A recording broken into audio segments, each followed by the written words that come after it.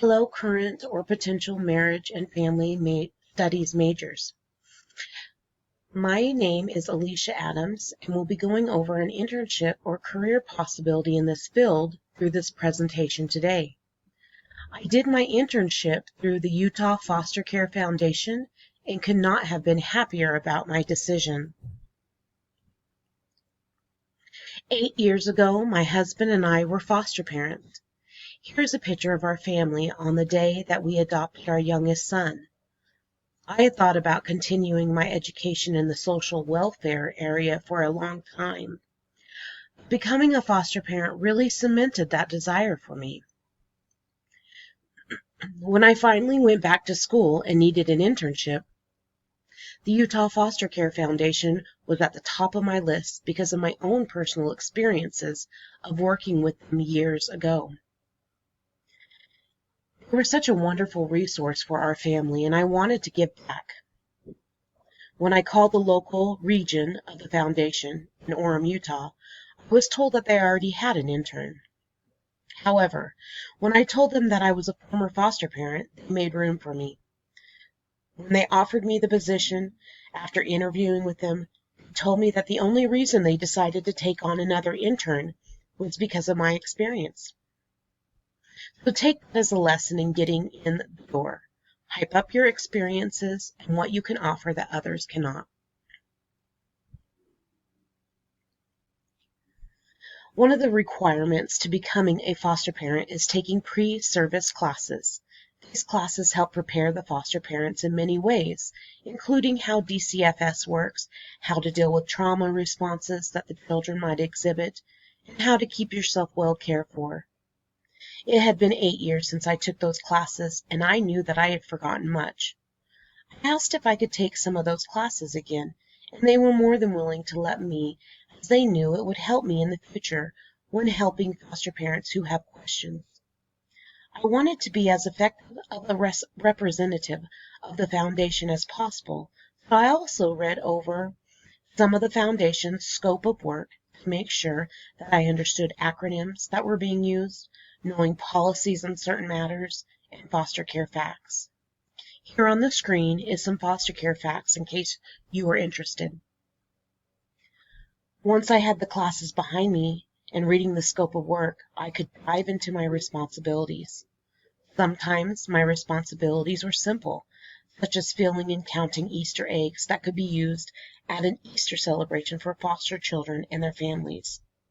Other times, it was much more serious as I sat in on meetings with members of the Utah Foster Care Foundation and DCFS after reading home studies and learning of some of the terrible things that our foster children go through before being taken out of their homes. Other times, I was job shadowing as initial consultations were taking place with potential foster parents, learning how to properly identify those individuals who are viable candidates for foster parenting. I sat in many different meetings with different divisions within DCFS to help them understand what the foundation provided and how we could best serve them. But mostly, I was a support to my supervisors and the teachers by doing whatever was asked of me. Sometimes that would mean that I would be putting in sensitive information into our DACs and SAFE programs. Sometimes it was getting kits together for our foster children, but there was always things to be taken care of or help to be offered. There are two main areas that I felt I benefited the foundation the most. The first being a former foster parent.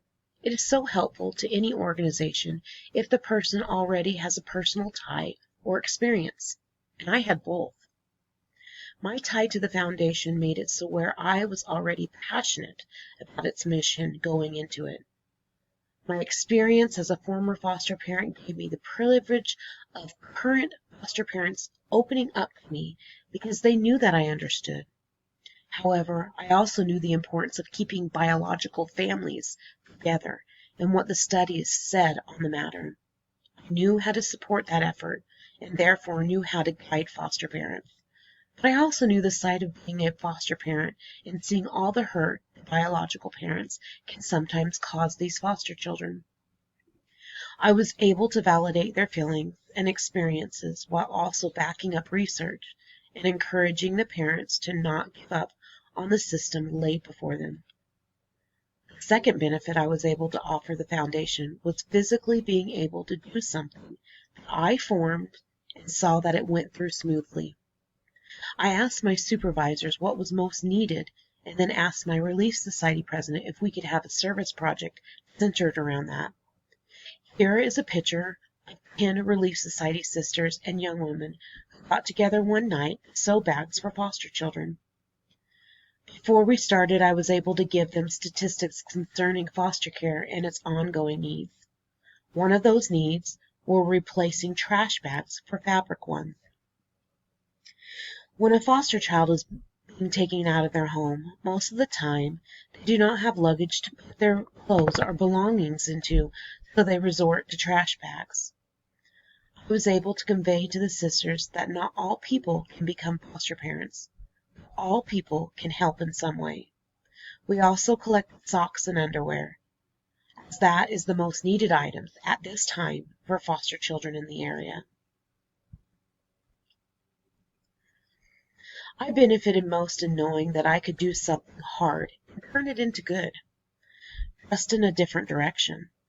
Like I told the Relief Society sisters and young women, not everyone can become foster parents, but that they all could help in some way. The same applies to me. I was nervous about going into this internship because of a fear that it would spark old feelings of needing to foster again. I knew that my family was not in a place to do so, and so I feared feeling a lot of guilt. Instead, I learned quickly that I can help in a different way. I got to help my supervisors support foster parents. It may not be a direct way of helping the children of foster care, but my time spent at the foundation was sure to have helped make life easier for foster parents, who then would in turn make life easier for foster children. One important connection between my coursework and BYU Idaho and my experience during my internship became apparent at a cluster facilitator meeting. As I was sitting in on the meeting, I noticed several times that the facilitators brought up issues that caused some conflict between them and the employees of the Utah Foster Care Foundation.